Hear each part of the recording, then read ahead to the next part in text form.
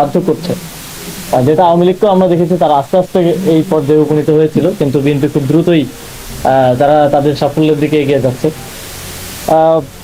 আমরা দেখি সমসাময়িক কিছু বিষয়, যেমন 28 জন বিচারককে শোকজ দেওয়া হয়েছে, আপনারা সবাই দেখেছেন, কিন্তু পেছনের কারণটা হয়তো অনেকেই জানেন না। বিচারকগণ তাদের একটা হোয়াটসঅ্যাপ গ্রুপে কিছু ডিসকাশন করছিলেন, যেটা স্ক্রিনশট সরকারের পছন্দ হয় নাই। ফলে সরকার তাদেরকে ওই স্ক্রিনশটের ভিত্তিতে শোকজ দিয়ে বোঝালেন যে রায় তো আমাদের পছন্দের বাইরে দিতেই পারবেন না, আপনারা নিজেদের মধ্যে কোনো আলোচনা বা টেক্সটিংও করতে পারবেন না, সরকারের যেটা পছন্দ হবে না। তো এটা একটা ইন্ডিকেশন যে আগামীতে বাংলাদেশের বিচার বিভাগ কিভাবে চলতে যাচ্ছে। আমরা দেখছি যে ফেসবুকে পোস্ট করার জন্য আবার গ্রেফতার শুরু হয়ে গেছে। এটা আমরা 2 বছর পরে আবার নতুন করে দেখছি, যেটা আমরা 2 বছর আগে দেখতাম। আমাদের জাতীয় নাগরিক পার্টিরও একজন অঙ্গ সংগঠনের একজন শাখার যুগ্ম সদস্য সচিবকে গ্রেফতার করা হয়েছে, এবং বেশিরভাগ ঘটনাই ঘটছে প্রধানমন্ত্রীকে নিয়ে লেখালেখি করার ফলে।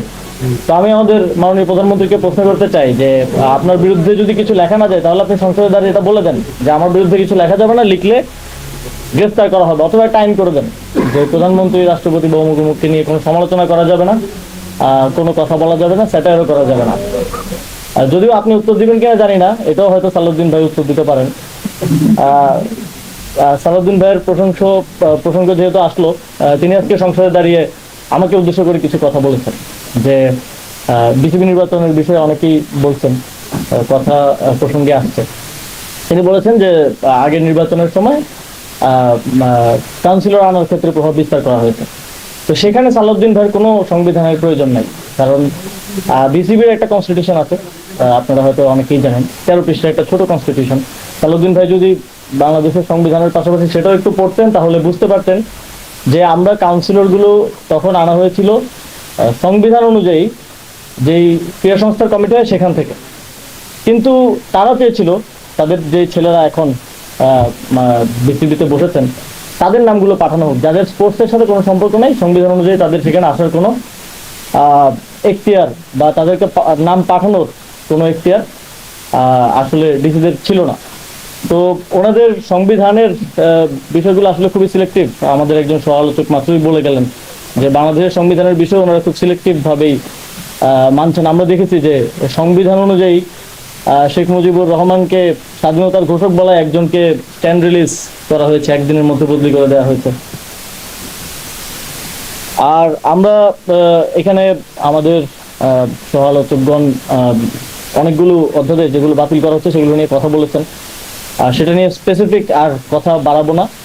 তবে একটা ইন্টেনশন খুব স্পষ্ট যে আমরা যেখান থেকে হাঁটি হাঁটি পা পা করে 2024 সালের গণঅভ্যুত্থানের পরে একটা জায়গায় এসে পৌঁছেছি, এবং জুলাই সনদ এবং গণভোটের রায় বাস্তবায়নের মধ্য দিয়ে আমরা আরো একটা ধাপ অতিক্রম করতে পারতাম জাতি হিসেবে, সেখান থেকে আমরা এখন উল্টা পথে হাঁটা শুরু করেছি।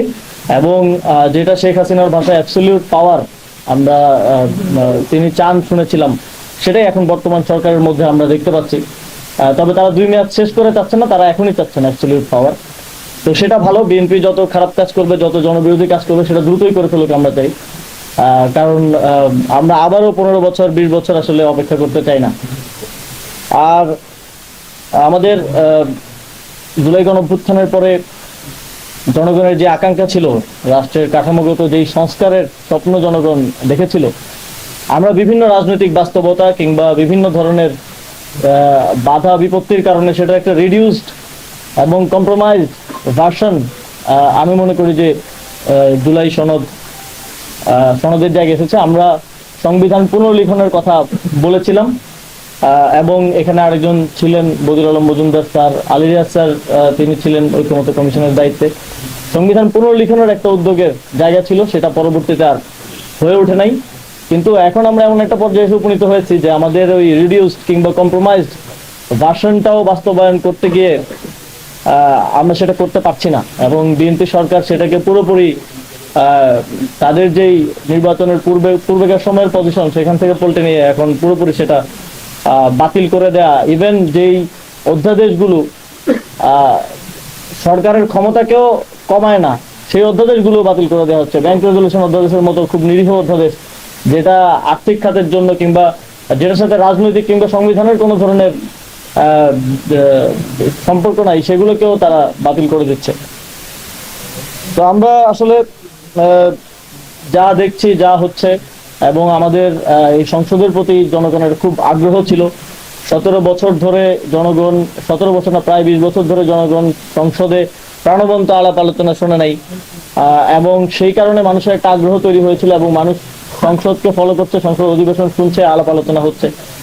কিন্তু কার্যত 2/3 পাওয়ার ফলে এই সংসদ একটা অকার্যকর সংসদ হয়ে গেছে আর কি।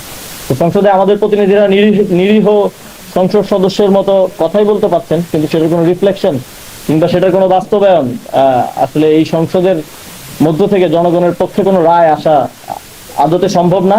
ফলে আপনারা দেখবেন যে বিরোধী দল হিসেবে, বিরোধী জোট হিসেবে আমাদেরকেও রাজপথে কর্মসূচি দিতে হচ্ছে। আগামী 4 দিন আমাদের, আগামীকাল থেকে 4 দিনের কর্মসূচি আছে। আমি বাংলাদেশের জনগণকে আহ্বান জানাবো যে আপনারা আমাদের কর্মসূচির সাথে যুক্ত হন, এবং এই যে আজকের যে আলোচনা, এরকম আরো আলোচনা চলছে, বিভিন্ন ফোরামে আলোচনা হচ্ছে, এবং আমাদের যে সিভিল সোসাইটির প্রতিনিধিরা আছেন তারা খুব সরব আছেন। এবং জুলাই গণঅভ্যুত্থানের পরে বিএনপি যদি ভাবে যে তারা এই যা ইচ্ছা তাই করে পার পেয়ে যাবেন, সেটা সম্ভবত হবে না। কারণ আমি দেখছি যে যেভাবে খুব দ্রুত অধ্যাদেশগুলো বাতিলের ঘটনায় বাংলাদেশের সর্বস্তরের মানুষ, সিভিল সোসাইটির প্রতিনিধিরা সবাই কথা বলছেন এবং আওয়াজ তুলছেন, এটা বাংলাদেশের জন্য একটা ইতিবাচক পরিবর্তন বলে আমি মনে করি। এবং বারবার বলা হয় যে গণঅভ্যুত্থান তো আর প্রতিদিন হয় না, কিন্তু জনগণের পিপলস উইল যদি ডিউ থেকে যায় তাহলে সেটা প্রতিষ্ঠিত হয়। সেটা সময়, সেটা হয়তো আজ হবে না, কাল হবে, কাল হবে না, পরশু হবে, কিন্তু সেটা প্রতিষ্ঠিত হবেই। আমরা 69-এর গণঅভ্যুত্থান দেখেছি, কিন্তু 69-এর গণঅভ্যুত্থানে যে পিপলস উইল ছিল, 70-এর নির্বাচনে আমরা সেটার প্রতিফলন দেখেছি, কিন্তু সেটা বাস্তবায়ন না করার ফলে 71-এর মুক্তিযুদ্ধ আমাদেরকে দেখতে হয়েছে। ফলে 24-এর গণঅভ্যুত্থানের যে পিপলস উইলের কারণে এই গণঅভ্যুত্থান হয়েছে এবং গণভোটে যেটার প্রতিফলন এসেছে, সেটা যদি বাস্তবায়িত না হয় তাহলে হয়তো আমাদেরকে আবারও এরকম কোনো পরিস্থিতি দেখতে হতে পারে। সেটার জন্য নট নেসেসারি যে রাজনৈতিক নেতৃত্বের প্রয়োজন হবে। আমরা দেখেছি জুলাই গণঅভ্যুত্থানের কোনো রাজনৈতিক নেতৃত্বের প্রয়োজন হয় নাই। মানুষের মধ্যে এখন অনেক বেশি সচেতনতা তৈরি হয়েছে রাজনীতির বিষয়ে। আমরা বিগত সময়ে দেখেছি যে একটা I hate politics kind of approach জনগণের মধ্যে, বিশেষ করে ইউথদের মধ্যে ছিল, সেটা এখন আর নাই। ফলে এখন যে আপনারা এগুলো করে বারবার পার পেয়ে যাবেন, এই চিন্তা করবেন না। আমরা আশা করি আপনাদের শুভবুদ্ধির উদয় হবে এবং আপনারা জনগণের রায় বাস্তবায়নের মধ্য দিয়ে একসাথে কিভাবে আমরা একটা সুন্দর বাংলাদেশ বিনির্মাণ করতে পারি সেদিকে এগিয়ে যেতে পারবো। আপনাদের সবাইকে ধন্যবাদ জানিয়ে শেষ করছি। এরপর আমাদের আরো কয়েকজন গুরুত্বপূর্ণ আলোচক কথা বলবেন।